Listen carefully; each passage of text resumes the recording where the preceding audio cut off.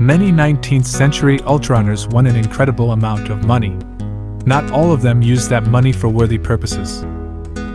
Samuel Merritt was from Bridgeport, Connecticut. He was born in 1858 and came from a poor family. As a youth, he worked in a sewing machine shop and as a street vendor. He got into the pedestrian sport in 1878 as he helped Peter Napoleon Campana during his fraudulent 6-day world record attempt. Merritt, aged 19, impersonated Campana during the night while Campana slept.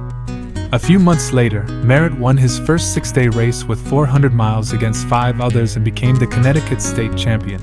He was tall for a runner, 6 feet, and weighed 150 pounds. It was reported, he was a tall, ungraceful-looking young man who was described as having a shambling gait, bringing his arms in front of him with each step. However, with that method of progression, he could run like a deer when it suited him. In April 1879, Merritt competed against 40 other runners in the American Championship belt held in Madison Square Garden. He claimed he had only slept 7 hours during the race and finished in second place with 475 miles, establishing himself as one of the world's elite 6-day runners. Later that year, he placed second in the 5th Astley Belt race with 509 miles. He was described as thin as a bulrush and as white as a freshly starched cuff. Bridgeport chartered a steamer to take him back home, and he was received by salutes of artillery. At the Rose Belt at the end of 1879, he was the first to quit the race after only 29 miles with stomach cramps, claiming he had typhoid fever. He said that he had received a notice that his father had just died. It turned out his father did not die.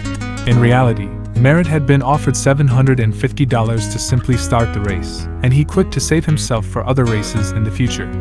But after becoming wealthy from his winnings in 1879, worth about $400,000 today, he stopped competing in 6-day races. He walked in some exhibitions, put on some races, and trained runners and boxers. Merritt became a saloon owner, bookmaker, and racehorse owner in Bridgeport. He had trouble with the courts for not supporting his wife and dodged a plot to murder him in 1883. He operated illegal gambling in his saloon, and in 1888, with his gang, smashed up a rival's place with an axe, resulting in his arrest. His wealth increased, and he expanded his operations. His places were frequently raided by police, finding roulette wheels, poker games, gambling machines, obscene picture machines, and pool rooms in operation. He was arrested nearly every year, but with his wealth, he remained free. Into the 1900s, he still wanted to run in contests for wagers. In 1914, he announced he would walk 1,000 miles from Boston to Chicago, 50 miles per day, fueled only on whiskey. The event never occurred. Samuel Merritt died in 1922, at the age of 64. This video is brought to you from the Ultrarunning History Podcast by Davy Crockett.